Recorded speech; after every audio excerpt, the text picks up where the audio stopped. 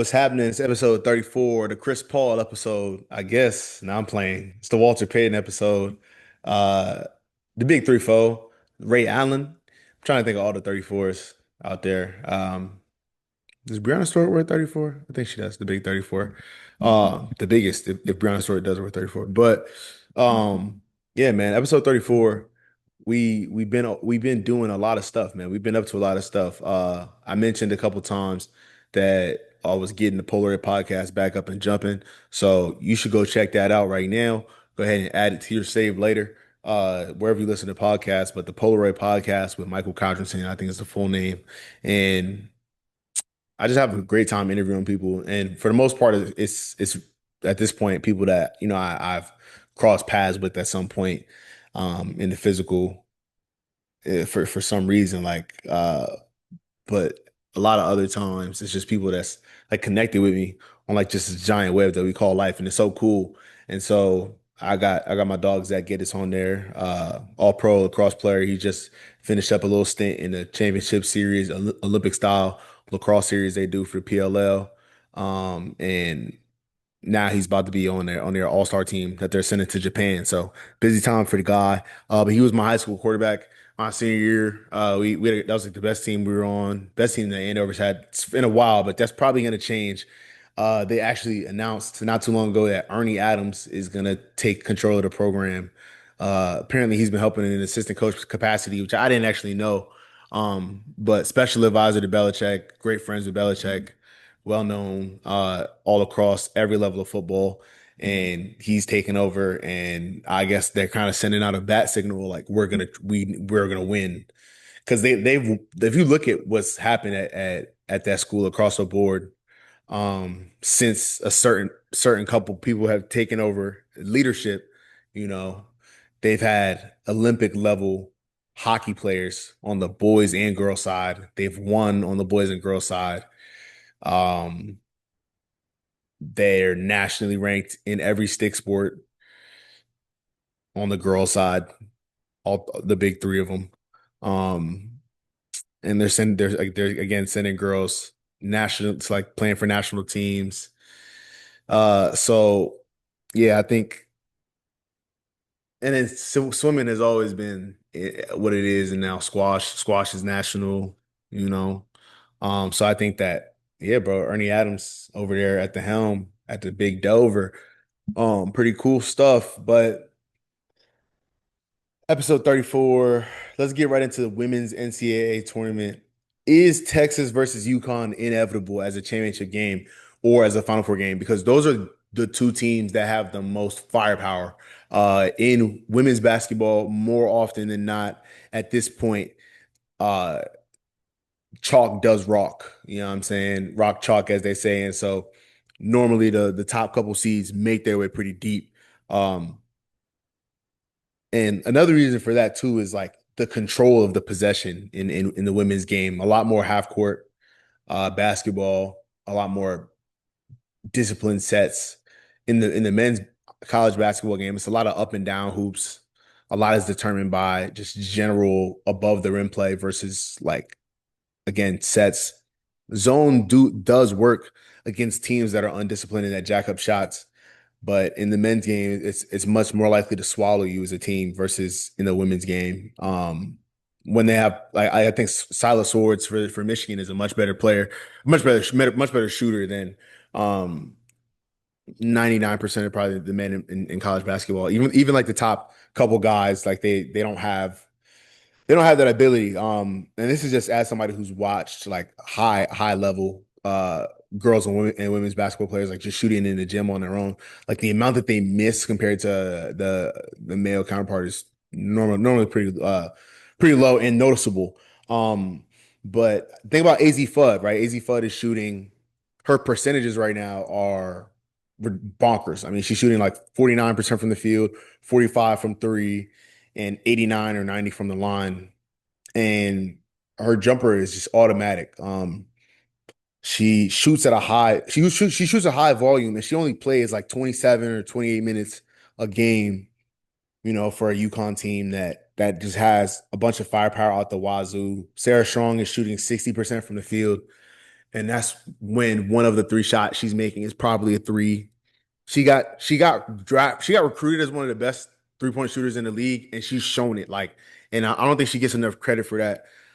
Like, she's an all-around basketball player. She was listed as an AP first team All-American, so obviously getting credit for in that realm. And coming from the line of Allison Feaster, former WNBA player as well, who's another like person who was versatile and talented. Um, so I think Texas versus UConn, they're on a collision course.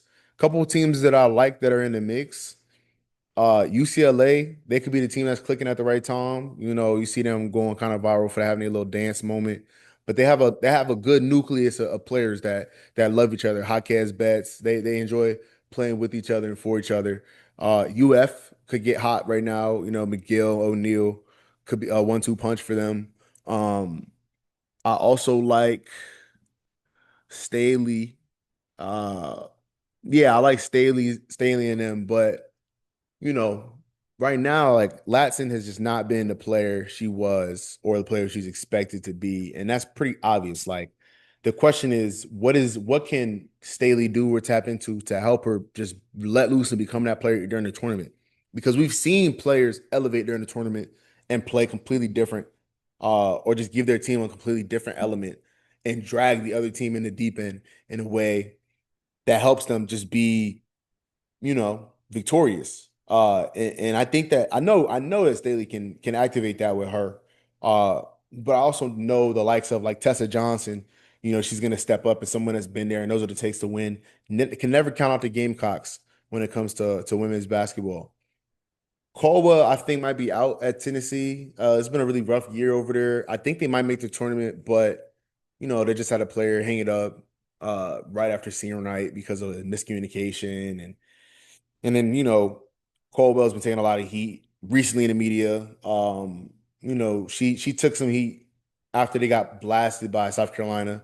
And then Dawn Staley said something in the media like defending her. And I think Caldwell just kind of like brushed it aside, like, giving like, I don't need that kind of energy, which is what you might want to take that if that's being offered to you by somebody like Staley at that moment in time, because you clearly need it. But and then yeah, so women's basketball, I think Texas versus UConn is a collision course, but don't count on any of them teams I mentioned. Men's NCAA, Darius Acuff is him. You can follow me on X at IntheAMMC, and I've talked a little bit about the fact that I think that this might be the most talented team that Calipari has had in the last couple years, and that's not to say like he is this oh so incredible coach and he needs a perfect mix of talent to win. Like he has had super talented teams like the 38-1 team that should have won it all. But with Acuff and like Thomas and what's his name? DJ Wagner Jr. Like he rides the bench on this team and you really see why. And it's no disrespect to him. Like I think he's a very talented young man and I think that everything that he has ever earned is deserved. But look at Darius Acuff with his like vintage, you know what I'm saying, like underarm shirt or whatever that has like it barely ends at the jersey. Like it's such a cool look. It's a signature look. Can't miss the guy, but he's an imposing presence. I mean, he reminds me of Derrick Rose, a player that was coached by Calipari at that level. But just more so in like demeanor, less so in play style. I have a completely different play style. I mean, his play style is uniquely his own. He distributes the ball very well. He's a big guard. He can get downhill. And he can just do whatever the game asks of him. He's a very different guard than a Kingston Flemings for Houston. Two guys that are just electric. I think Iowa State can make a run. Like there's a lot of teams that can make a run because it's just very unpredictable. Always gotta look out for the mid-major teams. Last year, I think it was with Oakland and Kentucky, or maybe 2 years ago with Jack Golke and them. I remember watching that game in a barbershop, and as I'm leaving in my head, I was like, it was like tied. And I was just like, man, there's no way this is one of them upsets because obviously I picked against it. Of course it was. But Michigan is good. This could be one of those years Michigan goes all the way. Michigan has just run the table a couple of times in recent memory, going back to Trey Burke and them, and just falling short right at the end. I think this could be the year Michigan goes all the way and takes on the challenge of whoever it is and takes them out. Maybe I'm being a Michigan, optimist, but that's how I feel. So I think the Razorbacks, the Wolverines, I like the Cougars. Sampson is just one of the best coaches I've ever seen, just from a coach level, but clearly as a basketball coach, it shows. His players, like the product they produce is just they're professionals, but it's just a brand of basketball that the Cougar basketball is smothering. They have an opportunity, and then Duke, UF, and then Sparty. Michigan State. Don't sleep on those guys. They've been having some chemistry issues as of late.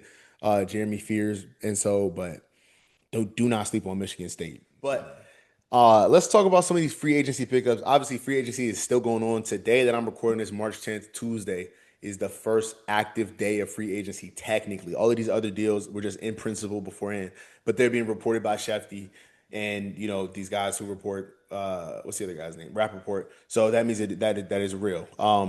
But I'm going to talk about teams that I feel like I'm following you, but I need more. And I'm going to talk about teams that I feel like are outright winning. Some teams are not making any moves at all. They're just watching their players get poached, or they're just sitting back and just letting the pieces fall. But let's start with the Tennessee Titans. So they're being run by Robert Saleh, and I believe he's going to call most of the defense. And Brian Daboll is the offensive coordinator. Brian Daboll was heartbroken when he was fired by the Giants, and he did everything in his power to not get fired by the Giants in the last stretch. He was able to draft Dart and Scatterboo. They showed flashes at the beginning. He was like, look at my toys. Look at what I did with these guys. There's been a lot of talk throughout the season with Dart and these head injuries. He has had 8 or 9 visits to the medical tent during his rookie year, which is not common. That's not normal. And one time, Daboll went in the tent and he was fined for this. So he's done everything in his power to legitimately put hands on the situation and stop himself from getting fired. Joe Shane does not get fired. Daboll gets fired.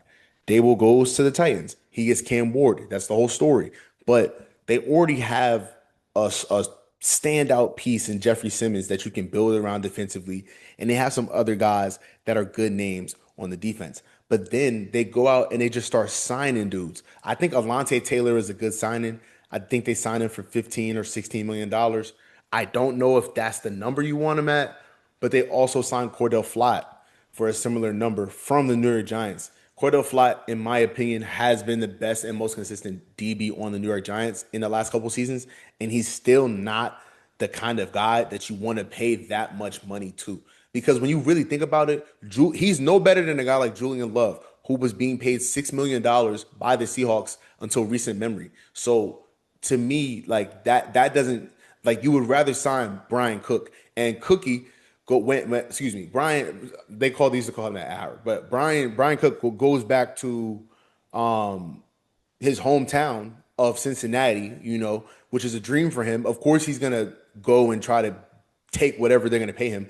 And lo and behold, the Cincinnati Bengals were willing to pay Brian Cook 13 or 16.5 million dollars, which is phenomenal for him. Something like that annually. It's like 12. It's more like 12. It's like 12 to 16 annually for Cook. And that's great for him. But I think the Titans should have went after a guy like that, and they could have paid him what they're similar to what they're paying Alontae Taylor or Cordell Flott. They also signed Wandale Robinson, which I don't know if that's what you want to do. I think that he obviously thrived last year in the scheme, and they're running the same scheme. So you're thinking, all right, ergo, this is going to make the most sense. You also think about the fact that this is more about Wandale than the idea of Wandale. Wandale Robinson tore his ACL his rookie year, and he is, still very fast and still very athletic and still very agile.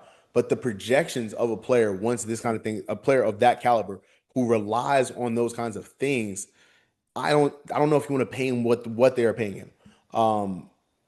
But the reason that I'm still high on them, the Titans, is because I think they have the 4th pick in the draft, and Jeremiah Love is screaming at you to draft him.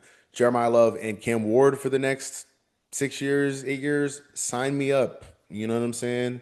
Can't really lose out too much on that. I really, for some reason, feel like the Titans are going to take a swing at Brian Thomas Jr. It's interesting to see who is going to take a swing at him. He is just being thrown up on the market. The Giants and the Jets have both been rumored to be on him. Maybe as I'm speaking right now, something might happen with Brian Thomas Jr. because he could fix the problems, quote unquote, for a lot of teams if he shows up somewhere between his first and second year version of himself. His quote unquote drop off year, he still had 700 yards and 50 catches. So if he could just turn into some version of the first and second year version of himself, he could really help a team take off in a lot of ways.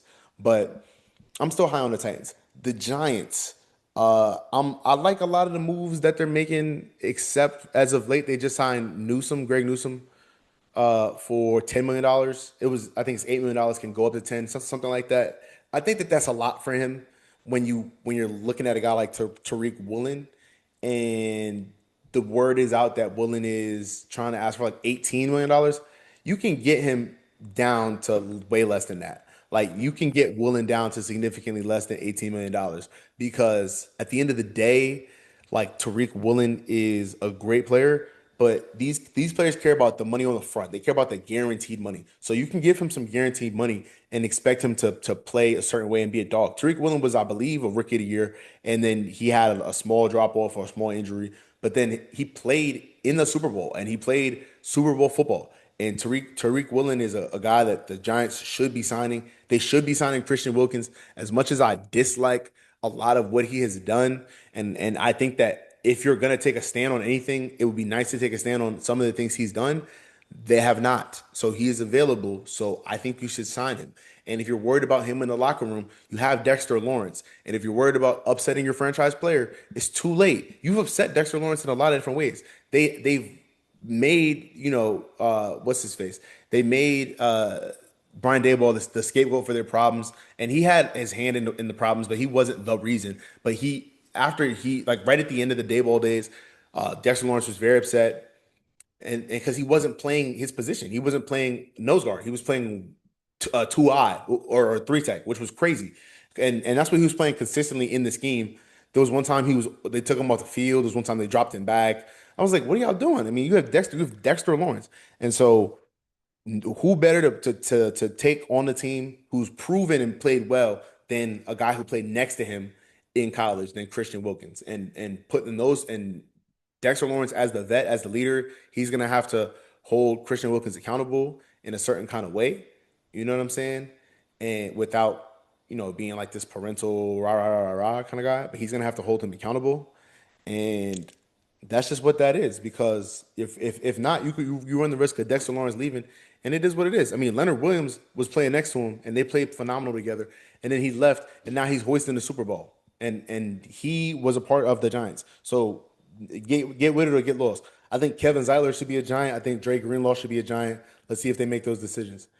The Steelers, Rico Dowdle's a great signing for the Steelers. They haven't had a real running back one since like the second of Najee Harris's 4 or 5 years with them. No disrespect to Najee Harris. I used to love Mr. Antioch, Michigan, Najee Harris, or Antioch, California, Najee Harris. But he just was never able to shine in the National Football League in the ways that I think he anticipated or that the Steelers anticipated. And so far, I mean, he's still on the market. He has this phantom eye injury. Nobody has seen him since this eye injury incident. Um, but he's got like a bunch of 1,000 yard seasons under his belt. He's just not the guy that again everyone kind of thought he was going to be. Yeah, but yeah, getting Michael Pittman is weird because I don't know what they're paying him. It was probably announced, but I'm sure it's northward of $20 million. Because the reason that Michael Pittman got traded is because he was not like the Colts were not going to pay him and Alec Pierce $30 million a year to play wide receiver, and they already have Warren, the tight end, who's getting a bulk of the touches too, and they want to give him more touches, and they know they can give him more touches. So, and they have freaking Jonathan Taylor. So, yeah, they feel comfortable trading Michael Pittman, which sucks. But I think they did that the wrong way. I think that you talk Alec Pierce up, you continue to talk him up, and then the thing is, they could trade Pittman because he was on the roster, and they couldn't trade Pierce because technically he was an unprotected or unrestricted free agent. Yeah, I know it sounds like a snake move, but I think that they should have signed Alec Pierce and then traded him. I think they should have signed him for a number, And then his agents would have been like, "Oh, great! Like this is the number we wanted." And then it should have traded him to a team that would have wanted him at that number because they shouldn't want him at that number. Not Alec Pierce because they don't even have a quarterback right now. Tyler Warren is a guy that you can plug in with any quarterback who can have success. I don't think that that's the same with Alec Pierce. And the people are gonna talk about the Philip Rivers situation. That was a little different. Like he was the guy who had familiarity with the system. He's not any guy. He's a retired NFL quarterback who is either a fringe Hall of Famer or a Hall of Famer. You know what I'm saying? And yeah, like whatever. All right, teams that I think that are outright winners. The Raiders. I was making fun of the Raiders a lot for their moves without realizing that they have a bunch of cap space. They're making this team for Mendoza. Uh, I think that it's not out of the question that they could just try to get Kyler Murray instead of Mendoza. Kyler Murray is not in the market to ask a team to pay him 5 years at 50 or even at 60-year annual average.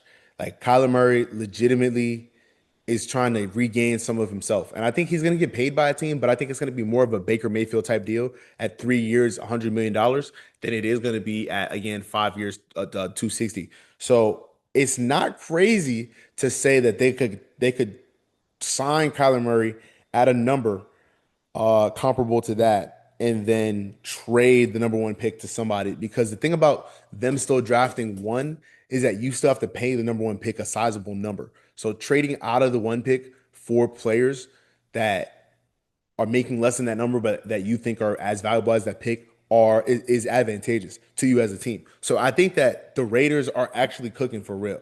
Like I said, it's not out of the question that they just go full black and gray Raiders and go, you know what? Give me Kyler Murray and let's see what he can do for us with this team that they're throwing around because they're throwing around a ridiculous team. And Tyler Linderbaum, he's the guy that's going to make all the difference because he is a real lineman, like cornfed monster, but a dude who can read and understand football. He makes checks. He plays ridiculous in the run game. He's a mauler, and his motor is up there. The Chiefs won. Kenneth Walker is the best back that Patrick Mahomes is going to play with in a long time. Uh, Think about like when Clyde Edwards-Helaire was good for like 4 games and how much that had an effect on Mahomes and the downfield passing attack. He hasn't had a real back. He's just had a bunch of guys who are backs by committee. Isaiah Pacheco was a seventh round draft pick from Rutgers. No disrespect to Rutgers because they beat us by 80. No disrespect to Isaiah Pacheco because he's a dog. I think he was a Pro Bowler. But that they haven't invested in a position. So for them to invest in a position and for it to be Kenneth Walker, like that's super tough. That's very, very tough. Um, Tyquan Thornton is a guy who played for the team, but then to have Tyquan Thornton just go back uh, and have that familiarity with the system and with Mahomes, I think they brought over Bieniemy, so Bieniemy is gonna have the reins back a little bit with Andy Reid. I'm excited for what the Chiefs can do. You know, they don't give second contracts to DBs though, and I really thought that they were going to break that with Brian Cook or with Josh Williams or with Trent McDuffie. They didn't break that with any of those three guys that were all up for contract. All three of those guys find contract with different teams. Trent McDuffie becoming the highest paid DB in the NFL. Last team that I really like, that's what they're going on is the Texans. The Texans are shoring up their interior line in their entire line, just re-signing their offensive guard, Ingram, and then getting David Montgomery at running back. They also signed Reed Blankenship at deep safety, and so they're building their team in an interesting way, like kind of shoring up their positions. And every time I watch them, because they get a lot of games. I mean, I live in Houston, so they get a lot of games by me, or I get a lot of games because whatever. Y'all get the point. But I get them a lot, and so just watching them, they have a deep team. Like that is their philosophy. Like we're gonna build a deep team. They're not just gonna play all their guys, but think about their running back room. They had at one point in time, they had David Johnson, they had Joe Mixon, they had what's brother name? Oh man, I'm losing it.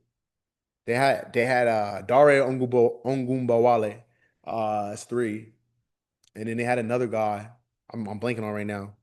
But yeah, they had like five guys that could total pill, and that's kind of how they have their whole team just stacked. So it's really interesting to see what they're doing with the Texans. But that's episode 34. Thank y'all for rocking with the kid.